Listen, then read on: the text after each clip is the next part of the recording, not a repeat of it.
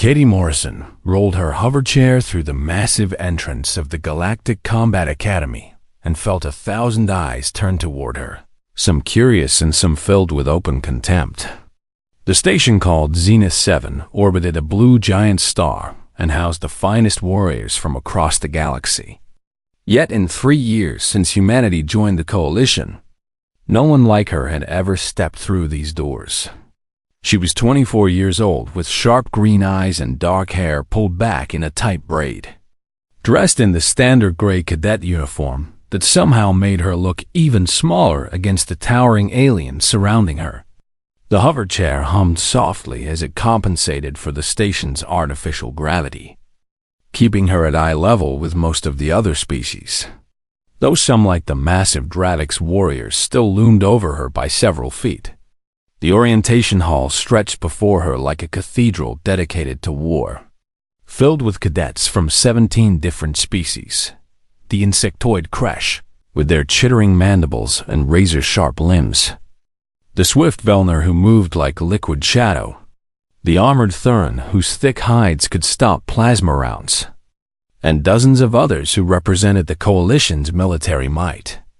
Katie had studied them all during her voyage here, memorizing their strengths and weaknesses the way other people memorize poetry. A deep voice boomed across the hall and everyone fell silent immediately, turning toward the stage where a massive Dravix warrior stood, nearly 3 meters tall, with scales the color of burnt copper and eyes that glowed like hot coals. He wore the black uniform of an academy commander, with medals that spoke of countless battles won and enemies crushed. "I am Commander Vrektal," he announced, his voice carrying the kind of authority that made even the creche warriors straighten their postures. "For the next 6 months, I will transform you from weak recruits into weapons worthy of the Coalition. Or I will break you and send you home in disgrace." His gaze swept across the assembled cadets, and Katie felt it pause on her for just a moment. Something cold and dismissive in those burning eyes before he continued. "This academy has trained champions from every corner of the galaxy. We have produced fleet admirals, tactical geniuses, and warriors whose names are whispered with fear by our enemies. Yet we maintain our excellence through one simple rule. No weakness is tolerated. No excuses are accepted." Katie kept her expression neutral, even as several cadets glanced her way with barely concealed skepticism. She had expected this and worse, and prepared herself mentally for every challenge they could throw at her, because quitting had never been part of her vocabulary. "The crucible begins tomorrow at dawn," Vrektal continued, pacing the stage like a predator sizing up prey. "You will face tests of strength, endurance, tactical skill, and mental fortitude. Some of you will fail within the first week. Others will last longer before you realize you do not belong here. But make no mistake, only the strongest will graduate." After the ceremony ended, Katie navigated through the crowd toward the dormitory assignments, aware of the space that opened around her as other cadets unconsciously avoided getting too close. She had lived with this her whole life, the way people treated her disability like something contagious. And she had learned to use their underestimation as a weapon. "Cadet Morrison," the voice cut through the murmur of the crowd like a blade. And Katie turned to find Commander Vrektal standing behind her with his arms crossed over his massive chest. "A word in private." She followed him to a small office off the main hall, the door closing behind them with a hiss of pressurized air. Vrektal did not sit, but instead loomed over her, clearly trying to use his size as an intimidation tactic. "I did not approve your admission to this academy," he said bluntly, his tone carrying the weight of absolute certainty. "The Coalition Council forced me to accept you as some kind of political statement about diversity and inclusion. But I want you to understand something very clearly. I will not lower my standards for you. I will not give you special treatment, and I will not pretend that you belong here."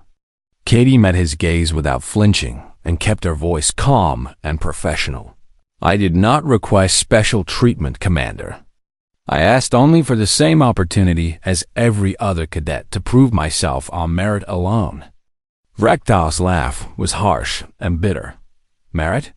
You cannot even stand. How do you expect to lead warriors into battle when you cannot walk the battlefield? How will you inspire soldiers to follow you when they must slow down to accommodate your limitations? War is won in the mind before it ever reaches the battlefield, Katie replied evenly, her hands steady on the controls of her hover chair. Every great victory in history came from strategic thinking, not just brute strength. The coalition has plenty of warriors who can fight, but not enough who can think 3 moves ahead.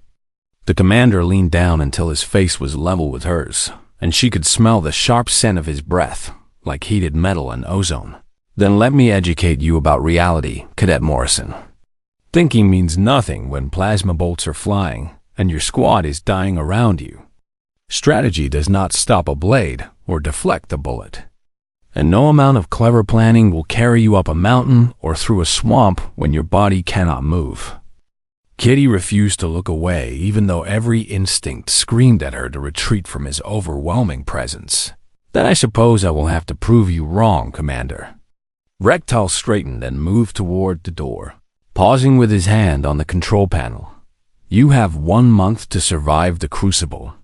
I predict you will quit within the first week when you realize that your disability is not some minor inconvenience to overcome, but a fundamental barrier to everything this academy demands.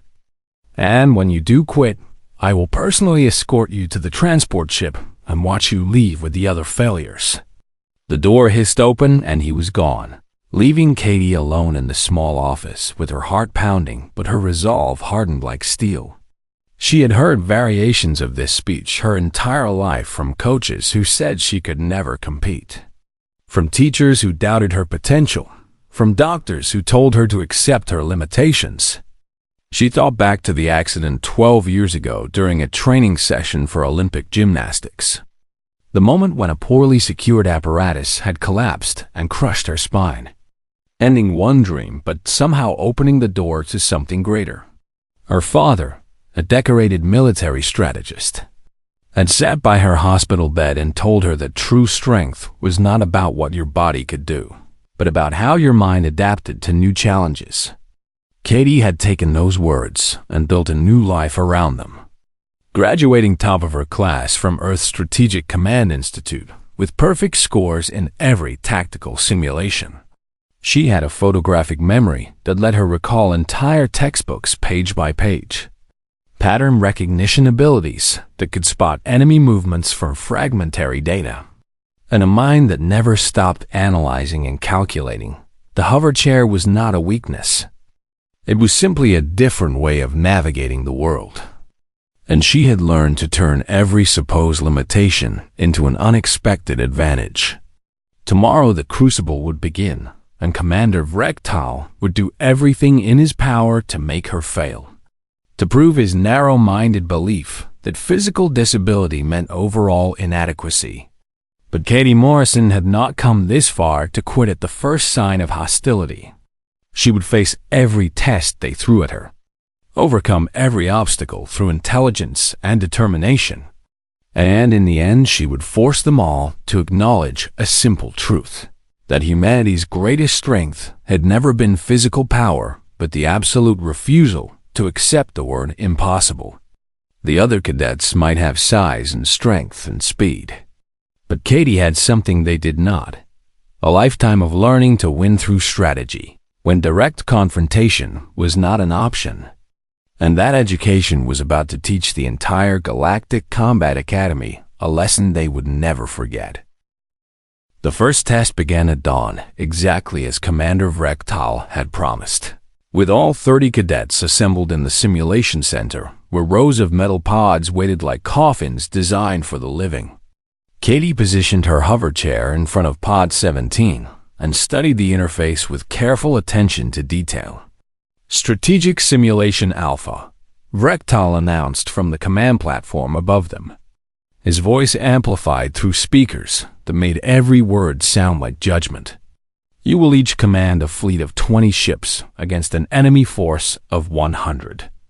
The simulation will measure your tactical decisions, response time, and ability to achieve victory against overwhelming odds.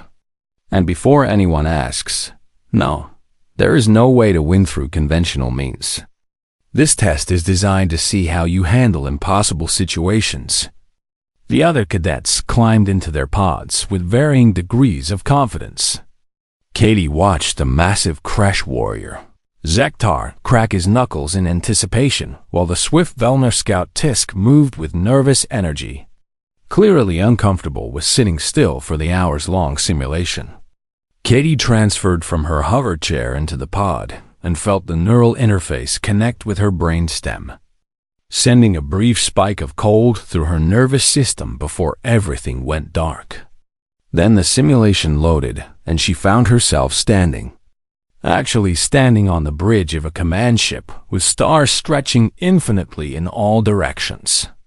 The sensation of standing always felt strange in simulations, her brain creating phantom sensations of legs and feet that her body no longer possessed.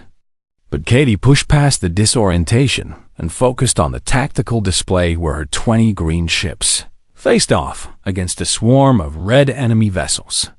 Most cadets would immediately begin maneuvering their fleet into defensive positions or attempting aggressive strikes to thin the enemy numbers.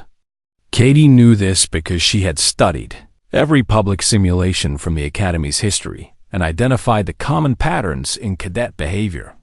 Instead, she spent the first 5 minutes doing absolutely nothing except watching the enemy move. The artificial intelligence controlling the opposing fleet followed predictable patterns, probing attacks on the flanks, feints toward the center, gradual encirclement tactics that looked sophisticated, but actually revealed critical information about its decision-making algorithms.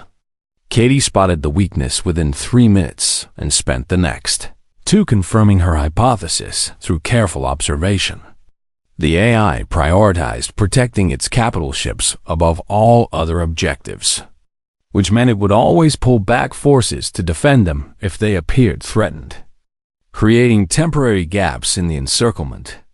She selected her 3 fastest scout ships and sent them on a suicide run directly at the enemy command vessel, watching as the AI responded exactly as predicted by pulling back nearly 40 ships from the flanks to intercept. The moment those ships committed to the chase, Katie divided her remaining 17 vessels into 3 groups and sent them through the gaps in the enemy formation. The enemy AI realized its mistake too late and tried to reposition. But Katie had already calculated the next 6 moves ahead. She used her small groups to create false targets that drew enemy ships out of position, then struck at the real objective, the supply ships that kept the enemy fleet operational. Without supplies, the massive enemy force began to falter, and Katie pressed the advantage ruthlessly, using hit-and-run tactics that prevented the AI from bringing its numerical superiority to bear. Within 47 minutes, she had destroyed the enemy command structure and captured the supply convoy, forcing a complete surrender with only 2 ships lost from her original 20. The simulation ended and Katie found herself back in the pod with alarms blaring around her. She disconnected from the neural interface and transferred back to her hover chair, emerging from the pod to find chaos in the simulation center. Commander Vrektal stood at his command station, staring at the main display with an expression that might have been shock on his reptilian features, while technicians rushed around checking equipment for malfunctions. The other cadets were emerging from their pods, looking exhausted and defeated. Many had clearly lost their entire fleets. "Impossible," Vrektal muttered, loud enough for everyone to hear. "There must be an error in the system. No one has ever completed strategic simulation alpha in under 4 hours, and certainly not with minimal losses." Katie rolled forward calmly and looked up at the commander. "If you check the logs, you will see that I followed every rule and exploited no glitches. I simply identified the AI as core priority and used it against itself." Rectal's eyes burned with something between anger and disbelief. You got lucky. The simulation must have malfunctioned or presented you with an easier scenario than the others. We will run diagnostics and you will repeat the test tomorrow. As you wish, Commander, Katie replied without showing any emotion. Though inside she felt a surge of satisfaction at seeing his absolute certainty crack just slightly. The other cadets gathered their belongings and headed toward the dining hall for the evening meal, most of them talking in hushed voices about their failures. Katie noticed several of them glancing her way with new expressions, no longer quite so dismissive as before. Later that night, Katie sat in her small dormitory room working through the additional assignments Rectal had given her. Theoretical exercises on fleet tactics and logistical planning that were meant to overwhelm her while other cadets rested. She completed each one with meticulous precision and submitted them to the Academy database 3 hours before the deadline. Sleep came hard because her mind kept racing through calculations and scenarios, analyzing every detail of the day's events. She knew Rectal would try to prove her victory was a fluke and would make the next tests even harder. But that only meant she needed to be smarter and more prepared. The second day brought physical training that highlighted exactly what the commander wanted everyone to see. Katie could not run the obstacle course like the others, could not climb walls or swing across gaps or sprint through the timed sections. Instead, she had to find alternative routes using her hover chair's capabilities. Where others climbed the wall, Katie used the chair's propulsion system to fly over it.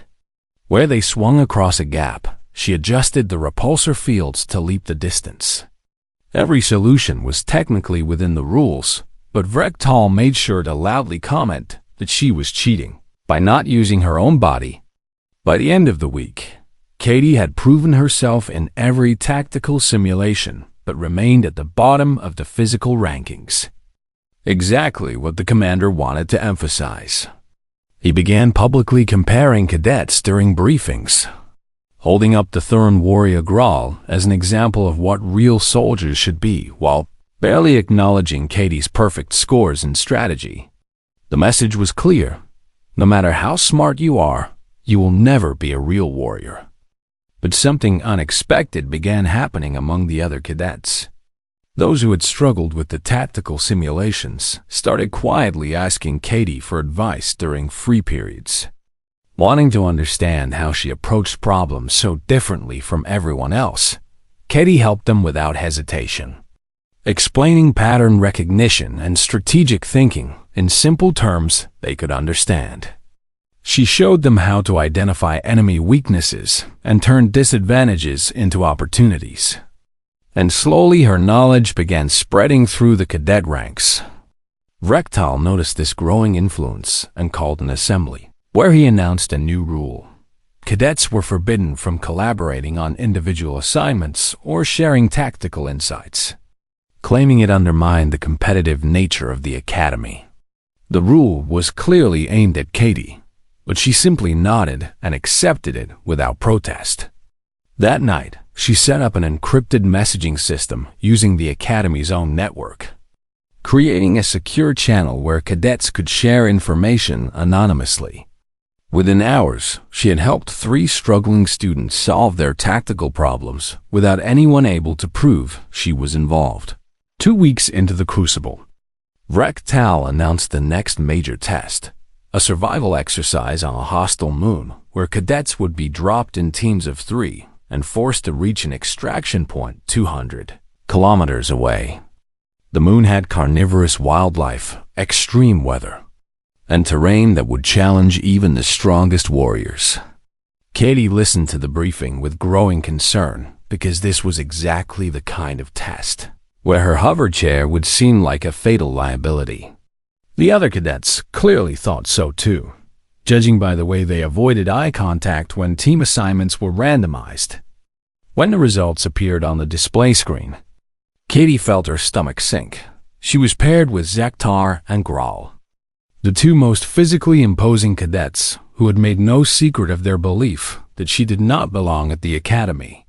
Zektar approached her after the briefing with his mandibles clicking in what might have been irritation. "Do not slow us down, human. Graal and I will complete this mission with or without you." Katie met his multifaceted gaze without fear. "Then I suggest you plan on doing it with me, because I have no intention of failing." The survival test would begin in 3 days, and Katie knew this was Rektar's ultimate setup. Place her with hostile teammates on terrain where her disability seemed like an insurmountable obstacle. Then watch her finally break and quit. But Katie Morrison had not survived 12. The transport ship descended through the hostile moon's atmosphere, and Katie felt the vibrations through her hover chair as turbulence shook the hull. Zektar and Graal sat across from her in silence, checking their equipment with methodical precision while deliberately ignoring her presence. Through the viewport, Katie could see the barren landscape below, all jagged rock formations and twisted vegetation that looked more like claws reaching toward the sky. The moon orbited a gas giant, and its elliptical path meant temperature swings of 40 degrees between day and night, creating weather patterns that could turn lethal in minutes. "Insertion point in 60 seconds. The pilot's voice crackled through the speakers. "Teams deploy on my mark, and remember, no communications with the Academy until you reach extraction. You are completely on your own." The rear hatch opened with a hiss of equalizing pressure, and Katie felt the moon's thin atmosphere rush in, cold and sharp with the smell of sulfur. Zektar was first out, his massive insectoid form dropping 3 meters to the ground and landing with barely a sound, followed by Graal, whose armored body hit like a small meteor. Katie engaged the hover chair's thrusters and descended more slowly, touching down on the rocky surface just as the transport ship lifted off and disappeared into the purple-tinted sky. The 2 aliens were already walking away toward the north without waiting for her, their body language making their opinion clear. She was not their teammate but their burden. "Wait," Katie called out, her voice firm despite the knot of anxiety in her stomach. "We need to establish a plan and coordinate our route." Zektar turned his head just enough to look back at her with those multifaceted eyes that revealed nothing of his thoughts. "The plan is simple. Graal and I will reach the extraction point in 6 days. You will do whatever you can to keep up, or you will signal for emergency rescue and fail this test. Either way, we are not slowing down for you." They walked away, and Katie had no choice but to follow, using the hover chair's navigation system to mark their position and plot the straightest route to extraction. 200 kilometers through hostile terrain with teammates who actively wanted her to fail. This was exactly what Rektal had planned. The first day passed in tense silence as they covered nearly 40 kilometers.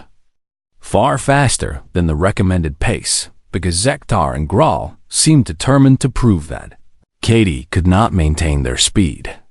She matched them kilometer for kilometer, the hover chair's power cells draining faster than ideal, but still within acceptable parameters. As the sun set and temperature dropped 20 degrees in less than an hour, Graal finally called a halt, and they made camp in a shallow cave that offered some protection from the wind. Katie set up her equipment while the 2 aliens built a fire using local vegetation that burned with an oily black smoke. "You kept up today," Graal admitted grudgingly, his thick voice rumbling like stone grinding on stone. "But tomorrow the terrain gets harder, and your floating chair will not help you in the mountains." Katie pulled out her ration pack and began eating methodically. "We should establish a watch rotation. The Academy briefing mentioned carnivorous predators, and this cave is not defensible if something decides to investigate." Zektar clicked his mandibles in what might have been laughter. "Let the predators come. They will learn that Kresh warriors fear nothing." Hours later, Katie was proven right when the predators came. Not in a frontal assault, but in a coordinated pack attack that demonstrated frightening intelligence. She woke to the sound of claws scraping on rock and saw shapes moving in the darkness beyond the firelight. Low-slung bodies with too many legs and eyes that reflected red in the flames. "Wake up," Katie said sharply, already running her hover chair sensors to count the attackers. "We have company, and they are surrounding us." Zektar and Grawl snapped to alertness and reached for their weapons, plasma rifles that could drop most creatures with a single shot. But when the first predator lunged from the shadows, it moved with such speed that Zektar's shot went wide, the bolt of superheated energy splashing harmlessly against the cave wall. The predator's claws raked across Zektar's arm, and he screamed in pain as his weapon clattered to the ground. Grawl fired at 2 more attackers, but they scattered before his shots connected, using the darkness and their knowledge of the terrain to their advantage. Katie's mind raced through everything she had studied about this moon's ecosystem. The predators hunted in packs of 8 to 12, used coordinated tactics to separate and overwhelm prey, and had excellent night vision but relied primarily on motion detection. That last detail gave her an idea. "Stop moving," she commanded with absolute authority. "Both of you freeze right now." Grawl looked at her like she was insane, but Zektar, bleeding and in pain, followed her order. The predators circled just beyond the firelight, snarling and clicking to each other in their alien language. Katie activated her hover chair's emergency beacon, which emitted a high-frequency pulse that human ears could not detect. The predator's sensitive hearing picked it up immediately, and they turned their attention toward her, recognizing the sound as a threat display. She adjusted the pulse frequency and modulated it in a pattern that mimicked the territorial warnings the predators used among themselves. For a long, tense moment, nothing happened.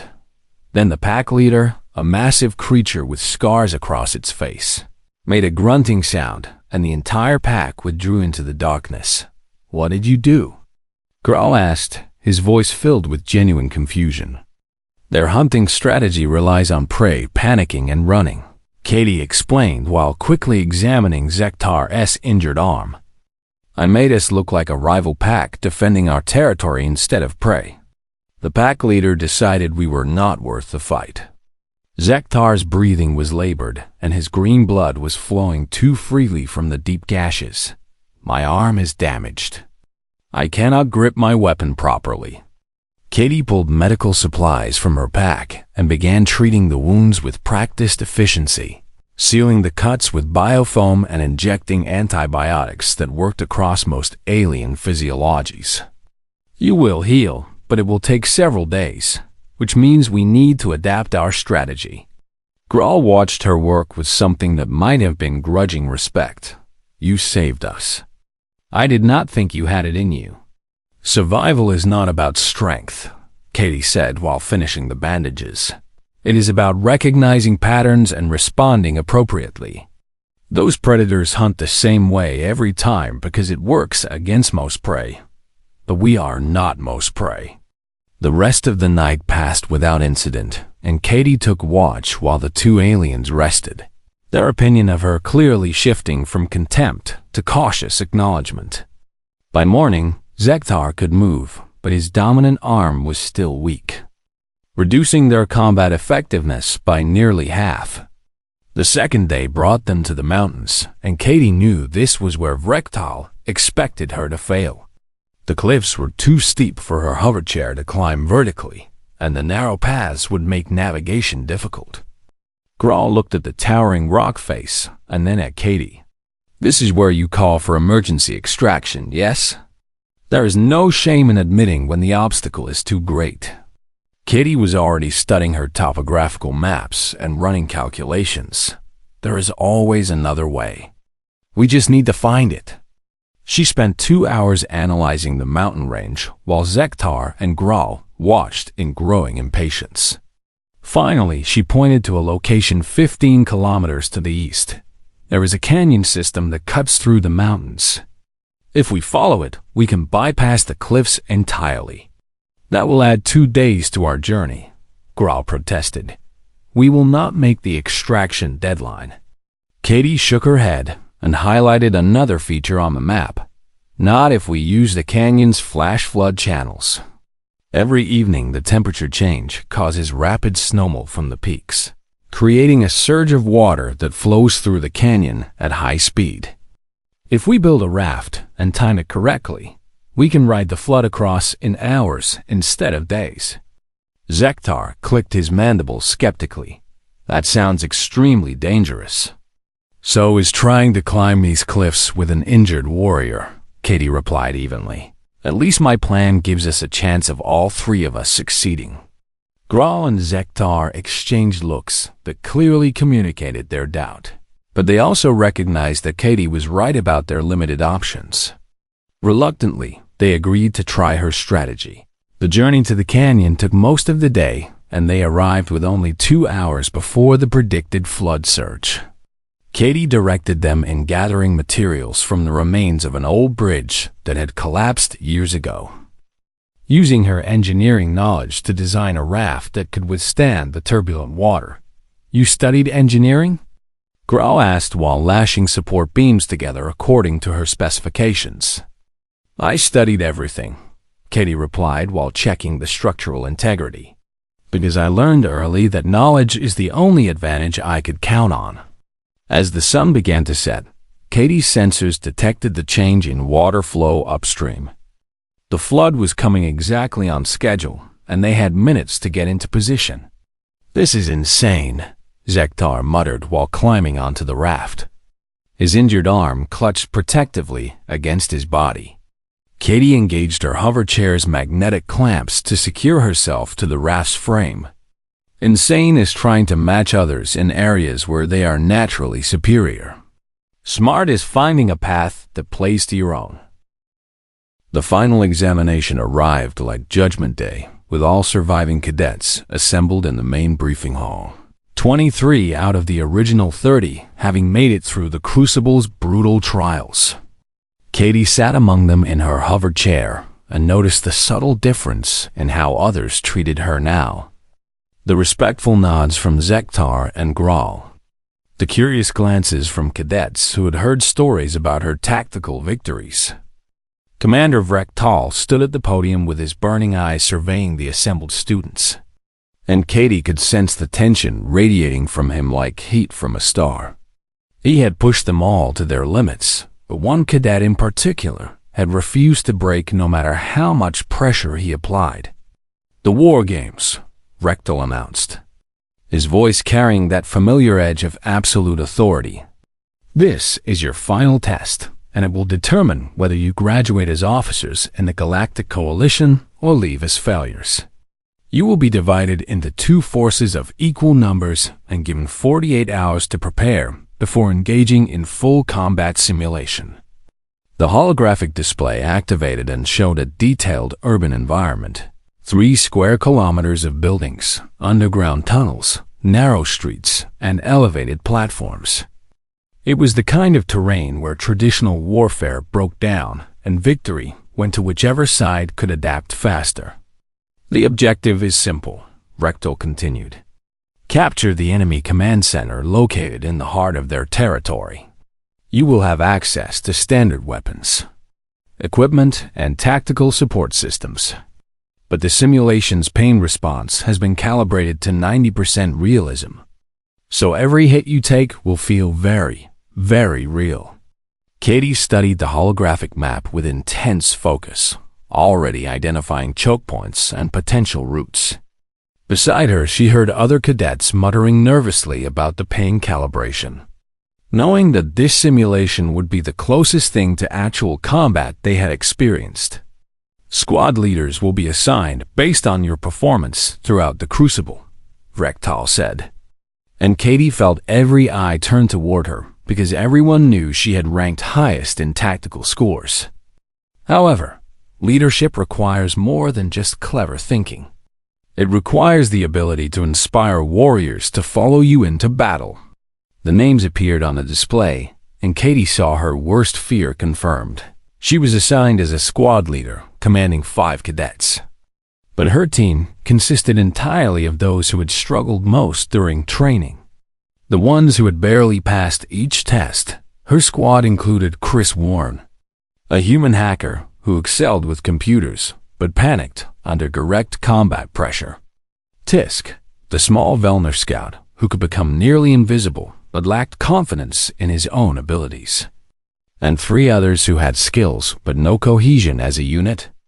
Meanwhile, Vrektal had assigned himself as commander of the opposing force, taking direct control of the Academy's best physical fighters, including elite Kresh warriors and armored Thuran soldiers.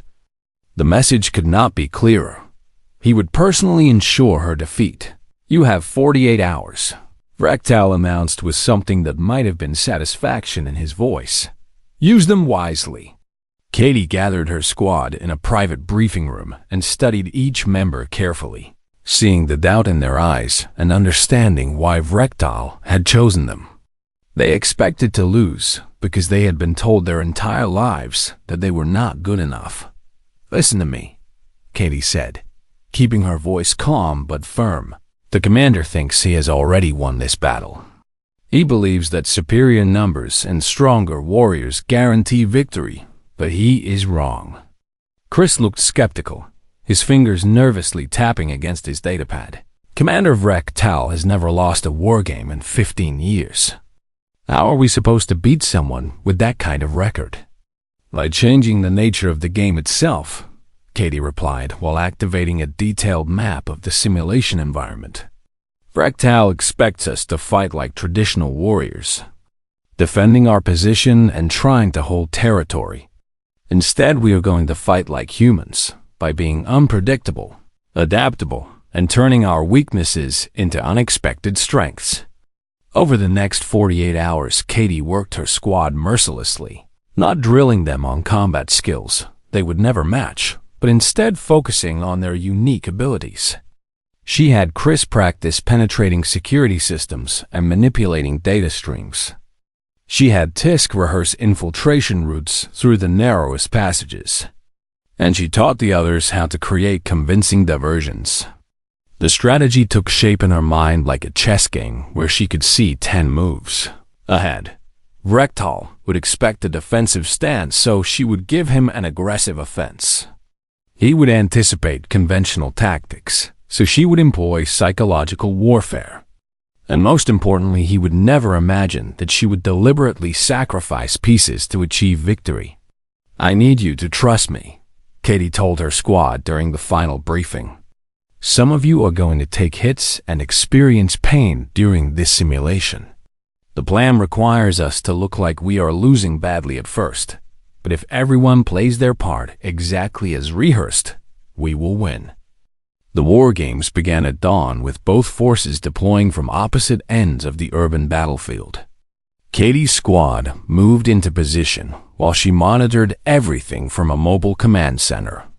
Her hover chair equipped with enhanced sensor arrays and communications equipment.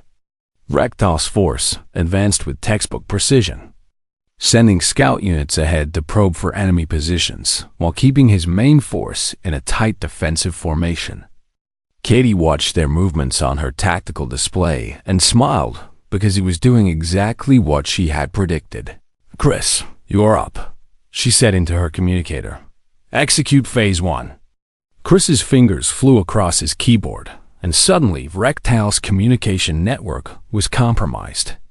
The commander would not realize it yet because Chris had been subtle, inserting false data that looked legitimate but would lead enemy squads to wrong locations. Meanwhile, Katie sent her frontal assault team. 3 cadets who knew their job was to be loud and obvious, directly at Vrektal's main entrance. They opened fire with everything they had, creating a massive distraction that drew enemy attention exactly where Katie wanted it. The assault team lasted less than 5 minutes before they were overwhelmed and eliminated, their pain receptors sending very real agony through their bodies before the simulation disconnected them. Katie felt a pang of guilt but pushed it aside because their sacrifice was buying time for the real plan. Vrektal took the bait completely and ordered his main force to pursue what he thought was a retreating enemy, convinced that Katie had made a desperate gambit that had failed. His warriors charged forward with the confidence of certain victory. "Spreading out to secure territory. Phase 2, Katie commanded. And Tisk slipped into the underground maintenance tunnels with 2 other scouts, moving through passages too small for the larger alien warriors to follow. They navigated using maps that Katie had studied for hours, memorizing every turn and junction above ground. Chris continued feeding false information to Vrektal's squad leaders, sending them to investigate phantom threats in the wrong sectors. The enemy force fragmented as units chased shadows while their command structure fell apart. Tisk reached the enemy command center and found it nearly undefended because Vrektal had committed almost everyone to the offensive. The small Velner scout disabled the external defenses using codes that Chris had extracted from the system, then signaled for Katie's main infiltration team.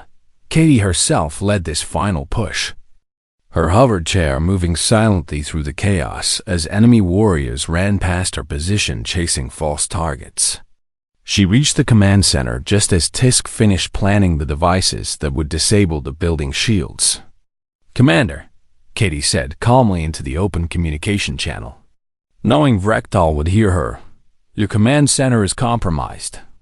You have 30 seconds to surrender before we detonate charges that will destroy your entire defensive network."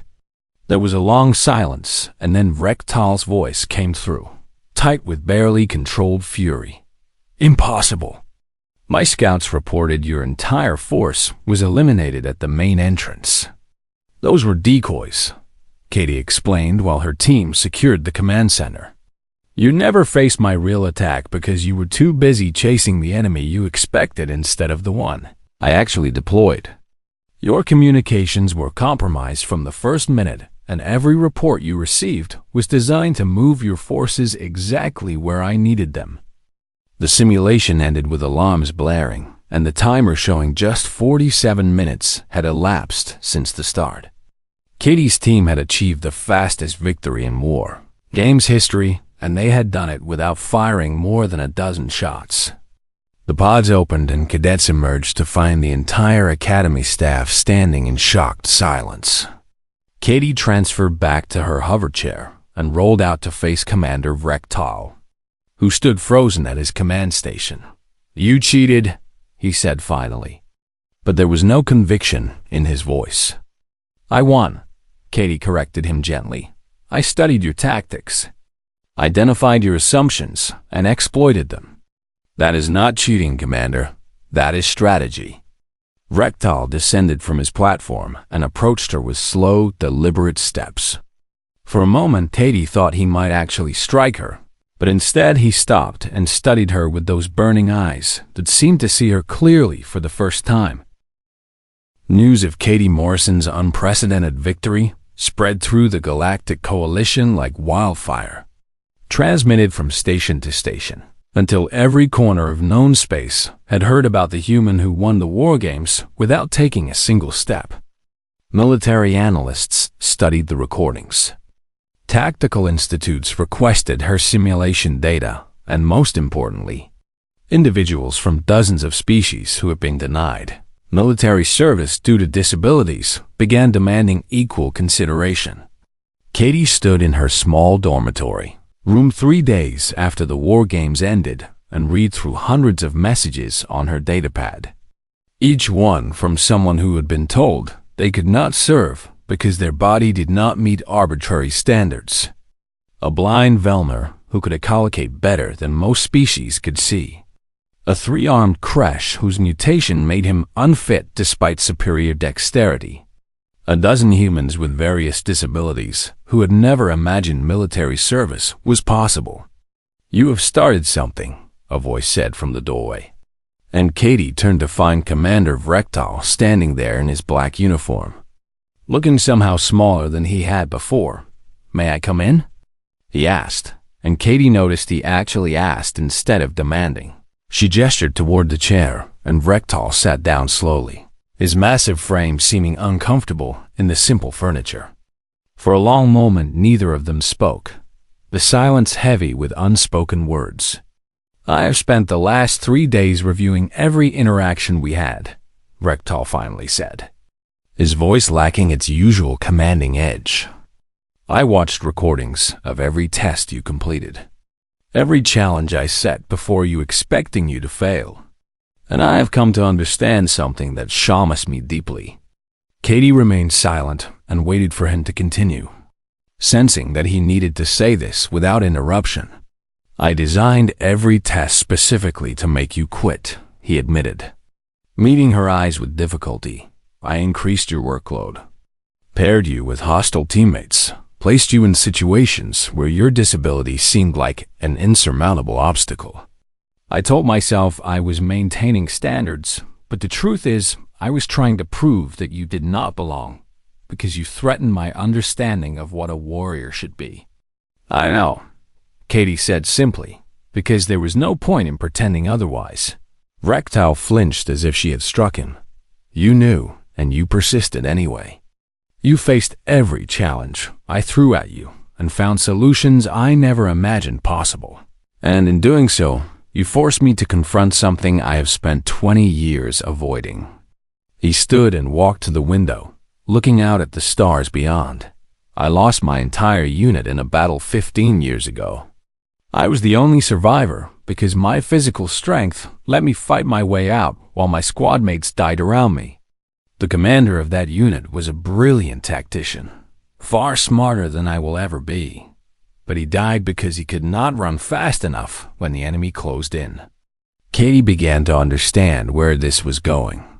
I convinced myself that his intelligence meant nothing because physical strength was what mattered in the end. Rektal continued, his voice thick with emotion.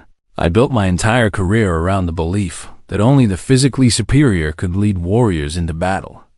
Because if that was not true, then I survived for no reason while better leaders died. You survived because you were strong, Katie said gently. That does not mean intelligence is worthless.